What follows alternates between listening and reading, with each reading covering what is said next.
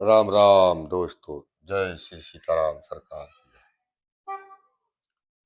आइए दोस्तों, अपन थोड़ा सत्संग करते हैं कि संत बीज पलटे नहीं, चाहे जुग जाए अनंत, नीच ऊंच घर उपजे रहे संत को संत। तो दृष्टांत ऐसा है कि एक बार नारद जी भ्रमण कर रहे थे। वो भ्रमण करते करते समय वे एक नगरी में पहुंचे। तो उस नगरी में किसी व्यक्ति के घर जब वे पहुंचे तो नारद जी ये उस समय पे लोग जानते होंगे। तो उस घर के व्यक्ति ने नारद जी का स्वागत सत्कार किया और अच्छी बढ़िया बिठा दिया और जल भोजन की पूछी, महाराज फल फूल ले लो आप। कहने लगे नहीं। कहने लगे, नारद जी पूछ रहे हैं कि भाई तुम्हारे यहाँ किसी बच्चे की किलकारी नहीं गूंज रही है और कोई बच्चा नहीं है आपके घर? तो वो व्यक्ति बोला कि नहीं महाराज, मेरे यहाँ कोई बच्चा नहीं है। तो कहने लगे क्यों नहीं है? तो उन्होंने कही, महाराज देखो मैं तो जानता नहीं हूँ, मेरी तो बकरी भी नहीं ब्याती जा। बकरी गाय मैं कुछ भी ले आता हूँ ये भी नहीं ब्याती, बांझ हो जाती है मेरे घर पे आकर। तो नारद जी ने देखा, नारद जी ने देखा और कहा कि भाई तेरी किस्मत में, तेरी पत्नी की किस्मत में कोई बच्चा सुख नहीं है और तेरे घर में कोई जीव गाय बकरी तू पालेगा तो ये भी नहीं ब्याएंगी, ये भी नहीं जन सकेंगी क्योंकि तेरे नसीब में ही नहीं है। तो कह लगे ठीक है महाराज कोई बात नहीं है। और नारद जी चले गए। कुछ दिन गुजर गए। कुछ दिन गुजरने के बाद में कोई संतों की जमात उसी गांव में से निकल के जा रही थी। तो उस व्यक्ति ने सोचा कि मेरे पास धन तो बहुत है राम जी की कृपा से, हम क्यों ना ये संतों की सेवा करें और इनको अपने घर में एक रात रखें, जब तक ये रुके, एक दिन दो दिन, जितनी सेवा हमसे बने उतनी हम सेवा इनकी करें। पत्नी से कहा। पत्नी ने कही, पत्नी बोली बिल्कुल सही बात है स्वामी, आप संत महात्माओं लवा लाओ और अब बढ़िया विधिवत तरीके से इनकी भोजन प्रसादी कराओ और इनकी सेवा करें। तो वो व्यक्ति गया और संतों से निवेदन किया महंत जी से, तो महाराज आप मेरे घर पधारिए और मैं कुछ आपकी सेवा करना चाहता हूँ। तो संतों ने कहा ठीक है, चलो भाई इसके घर चलते हैं। और वहां गए तो महात्मा लोगों की जो परमात्मा ने उसे दिया था, तन मन धन से दोनों पति पत्नियों ने खूब सेवा की और 2 दिन 3 दिन उनको रखे। खूब मेहमानी, खूब सत्संग सुना संतों का। अब जब जाने लगे तो दोनों पति पत्नी रोने लगे। जब संत विदा हो रहे हैं, विदा के भाई अब हम जा रहे हैं, हम तो एक गांव में रुक नहीं सकते, तो अब हम दूसरी जगह जा रहे हैं। तो कह लगे ठीक है महाराज। दोनों जब रोने लगे तो महात्मा जी ने पूछा कि भाई तुमने खूब सेवा की, अब आप रो क्यों रहे हो?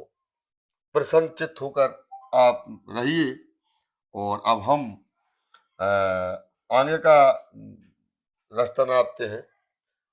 तो बिन पति पत्नी ने कहा, महाराज वैसे आपका दिया सब कुछ है, कोई परेशानी नहीं है, परंतु हमें दुख एक चीज का रहता है हमेशा। बोले क्या दुख रहता है? कि महाराज हमरे कोई पुत्र नहीं है। अच्छा, चला हाँ। तो संत जी ने कहा कि तथास्तु, कि बिना विचारे बिना सोच समझे कह दे तथास्तु, जाओ तुम पुत्रवती भव। आशीर्वाद दे के चले गए। अब 9 महीना बाद राम जी की कृपा से पुत्र प्राप्त हुआ, पुत्र हुआ। और जो बकरी बंधी थी, गाय बंधी थी घर में, बिन्ने भी एक एक बच्चा जना और बड़े दोनों पति पत्नी बहुत खुश भये और कथा भंडारे करवाए, सत्संग करवाया।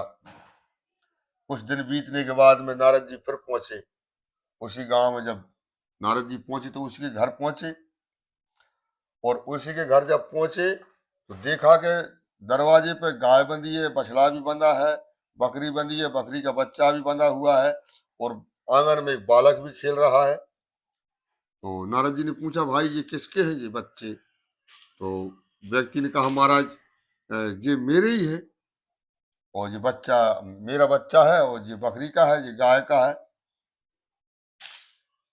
तो बोले, तेरी किस्मत में तो था ही नहीं, फिर ये कहाँ से आया? तो कह रहे, महाराज मैं तो विशेष जानता नहीं हूँ, परंतु संत आए थे तो मैंने उनको अपने घर में रोका था कुछ दिन, 2 दिन, और उनकी सेवा की थी। तो वह सेवा के बदले में मैंने उनसे कहा कि महाराज मैं दुखी हूँ, मेरे पुत्र नहीं है, तो उन्होंने आशीर्वाद दे दिया था। वो उसी आशीर्वाद से ये सब कुछ है मेरे पास। अच्छा, बोले हाँ।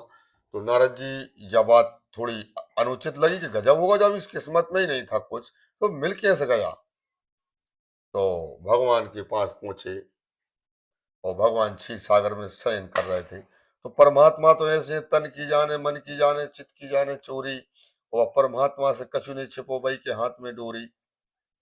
मैंने देखा कि नारद जी प्रश्न लेके आ रहे हैं, इस आने से पहले ही परमात्मा बैठ गए और अपने जहां हाथ लगा लिया सीने में और करहाने लगे। तो नारद जी ने अपने प्रश्न पूछने से पहले जब देखा कि परमात्मा की तो स्वास्थ्य ठीक नहीं लग रहा हो, तो उन्होंने कहा, महाराज क्या हुआ? अरे क्या लगे नारद जी, कुछ नहीं, मुझे तकलीफ हो रही है बहुत, सीना में दर्द हो रहा है। तो बोले, महाराज फिर जाके उपचार क्या है?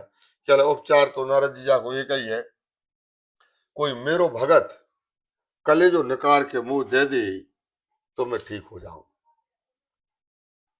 और कोई ऐसा व्यक्ति हो कि कोई ढूंढ के लाए। तो नारद जी ने कही, महाराज मैं अब बिहार जा रहा हूँ, अब भी जा रहा हूँ लेके, अब वही आ। तो नारद जी सब में फिरे, सब में, भैया कोई भगवान को भगत है का? कह हाँ मैं भगत। तो कह कलेजा दे दो, परमात्मा की तबीयत खराब है, कौन कलेजा निकाल के दे, सब झूठी भक्ति कर रहे हैं। सांची भक्ति तो कर, हनुमान जी महाराज ने करी, सीना चार चीर दिया, रविदास महाराज ने की है, मीरा ने की, जो सांची भक्ति की, जो सांची भक्ति करे तो परमात्मा प्राप्त होए। जब वही संत कहाँ पहुंचे जो भी संत ने वरदान दिया था, साधु संत तो मुलक है, मुलक से कई बिरों ने, भैया ऐसी ऐसी बात है महाराज की, परमात्मा की स्वास्थ्य ठीक नहीं है, और आप कलेजा चाहिए, कलेजा दे दो। तो कौन दे रहा कलेजा? परंतु उन्हीं महात्मा जी के पास जब नारद जी पहुंचे तो वे भजन कर रहे थे, परमात्मा का चिंतन कर रहे थे, और तभी जब पहुंचे तो उन्होंने कहा, बोलो नारद जी कैसे पधारे? तो उन्होंने कहा है नारद जी ने कि महाराज परमात्मा की बैकुंठ में दर्द हो रहा है सीना में बहुत जोर से। तो महात्मा ने कही, तो भैया मैं क्या कर सकता हूँ, वो जल्दी बोलो। तो कह ले, महाराज कोई कलेजा दे दे भगवान जी का भगत तो उनको स्वास्थ्य ठीक हो जाए वो। अरे तो कह लगे ठीक है, तो चमीटा रखे थे वहीं परमात्मा की कृपा से संत लोग, साधु, तो अपने अंदर मार दिया छुरा, और निकाल के दे दिया कि ले दे दो, परमात्मा आए। और जब परमात्मा लेके गए, नारद जी लेके गए कलेजो, और जब देखो तो वे अच्छे हो गए। और परमात्मा पूछ रहे हैं कि भाई नारद जी तुम कौन सा प्रश्न लेके आए थे, बोलो, हमने तुम्हें काम में लगा दिया था, अब मैं स्वास्थ्य मेरा ठीक है, अब बोलो क्या बात है? तो कह रहे महाराज मेरा जो प्रश्न थो कि इस एक गांव में एक व्यक्ति की नसीब में पुत्र था ही नहीं, तो फिर उसके नसीब में जब नहीं था, लिखा ही नहीं था, तो पुत्र हो कैसे गया?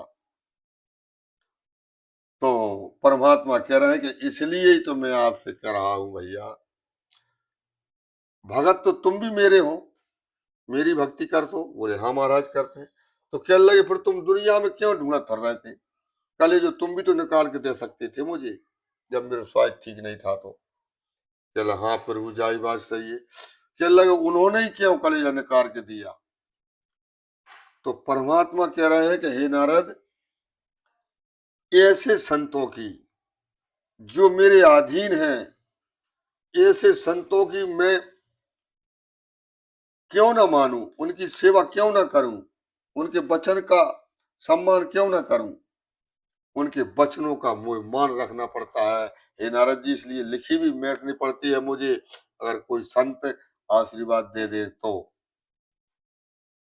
तो नारद जी ने दंडवत प्रणाम करी और बादनाथ से कान पकड़े और कहा, हे महाराज, मैं अब समझा, संत में और परमात्मा में कोई भेद नहीं है, इसलिए सब तम सब जग मोहि सम देखे, और मुँह से अधिक संत को लेखे। तो भाई और बहन, परमात्मा की भक्ति करें और हम परमात्मा पे अटूट विश्वास रखें और सीताराम सीताराम करते रहें और माता पिता की सेवा करते रहें। फिर किसी भजन, दोहा, चौपाई या दृष्टांत के साथ मिलेंगे। जब तक के लिए खुश रहें और आनंदित रहें। जय सिया राम।